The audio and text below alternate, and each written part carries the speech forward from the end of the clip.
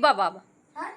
ಏನ್- ನಿನ್ ಸಲುವಾಗಿ ಬಂದಿನಪ್ಪಿ ನಾನು. ಹೌದ್ರಿ ಏನ್ರಿ? ಇಷ್ಟು ತನಕ ನೀನೇ ಹಾಡಿದೇನಪ್ಪಿ? ಹೌದ್ರಿ ನಾನೇ ಆಡಿದಲ್ರಿ. ಹೌದು, ಏನ್ ಚಂದ ಹಾಡ್ತೇಪಿ ನೀನು. ಭಾರಿ ಮಸ್ತ್ ಮಸ್ತ್ ಹಾಡಿದ್ ನೋಡು.